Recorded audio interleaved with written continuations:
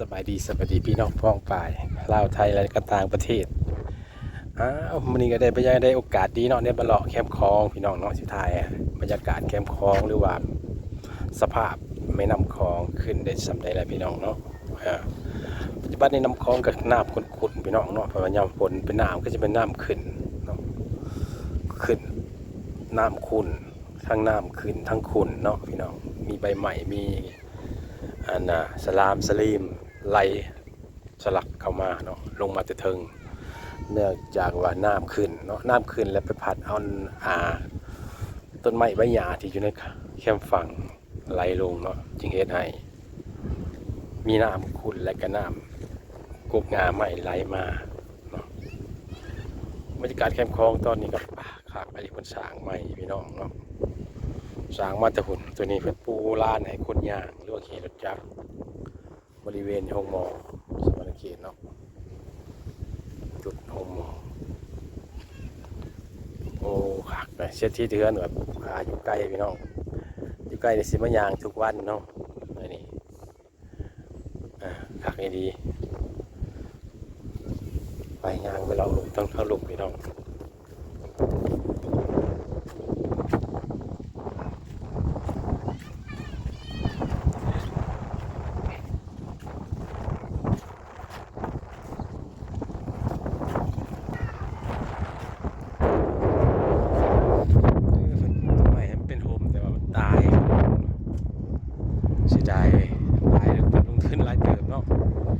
ส่วนมันทำน้ำท่วมตายเลยเป็นน้ำฝนรั่วเลยพี่น้องเรือมาบถึงหลักการหมดแล้วมันตายซ้ำพี่น้องถ้าคนมันเป็นนี่ประมาณอยู่วาง10 เมตรรั่วได้พี่น้องน้ำคลองกับตะฝั่งเนาะเรือบ่ฮอดเนาะ7-8 เมตรเนาะเฉลี่ยแต่ว่าน้ำคลองขึ้นพาโซฟังไทยเลยพี่น้องนั่นน่ะเนาะมุกดาหารเด้อตัวนี้เนาะเอาคุณกับภูมาลมเด้อนะคุณเขามาลมพระใหญ่คุณแหละพี่น้องพระใหญ่คุณเขามาลมเนาะฝั่งมุกดาหารนี่ก็ถือว่าวิวดีเนาะเนาะเป็นที่ตั้งที่ดีเทว่าสันซะเบื้องนั่นนะถ้าเบื้องสวรรค์เขตเขาผู้บ่มีเท่า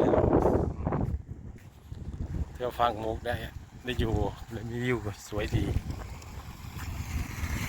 มีภูมีผาเนาะมีภูมีผามันก็มีอาหารมีสัตว์ป่านานาพันธุ์เนาะก็ถือว่าอุดมสมบูรณ์เนาะทางบ้านเอานี่ก็อุดมสมบูรณ์กับภูป่านานาก็คือกันแต่ว่าภูผาอันจะบ่มีเนาะภูผาที่ว่าถึงสัตว์ป่าเป็นแต่พวกหลายแนวเนาะที่ว่าอยู่ในภูในป่าดงไม้ตึกนาแฟนกับพวกคอยมีเนาะมีแต่พวกสัตว์หน่อยเนาะพาลงไปบนเหล็กตั้งลูกเนาะนี่ลมผัดวีขักอะไรเราเลยวางคอเนาะปล่อยมันจะบ่อยากลงไปลายพี่น้องเนาะสามีก็ได้แหละเนาะว่าเขาบ่คอยบันไดบ่คอยดีเนาะแต่ฝั่งเนี่ยมันจะเจ็บ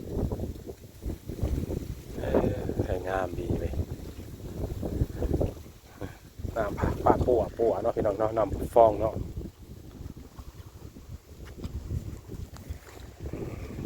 คักบรรยากาศลมพัดวีพี่น้องเลย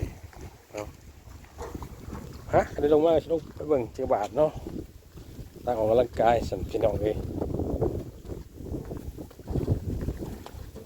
พวกเขาก็บ่ค่อยดีเลยได้ลงเงินกันได้นี่มีอาการเลยได้ลงแต่ละเขาเอาถ้าลงจุดจักนี่เบื้องสายคอยดีเนาะพี่น้องดีนี่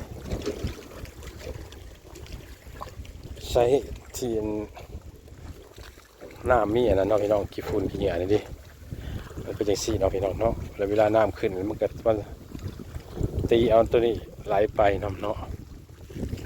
จริงว่าเป็นสัญญาณน้ำขึ้นคันเป็นแบบนี้นะฝุ่นกับน้ำมีกี่ฝุ่นมานี่เทว่าน้ำขึ้นเนาะคัก บรรยากาศเราเป็นหาปลาลายเทียงนี่ไปกินแต่ปลาพี่น้องอ่ะเก็บเทิงก่อนพี่น้องบัดนี้มาได้น้ำกันก่อนคนสร้างไปไกลพี่น้องเนาะนี่เอารถจักรเข้ามาได้เนาะพี่น้องเนาะพอที่ขี่ไปเบิ่งว่ามันเข่าอยู่ไซรถจักรไกลได้พี่น้องเนาะสถานีวิทยุนะหวยปลาหวยลงกง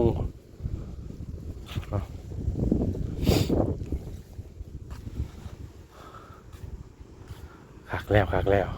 เนาะสันนี้นะพี่น้องให้พี่น้องได้เบิ่งสันนี้บรรยากาศเนาะจุดประสงค์มาวันนี้แกกายมาวันนี้ก็อยากได้พี่น้องเบิ่ง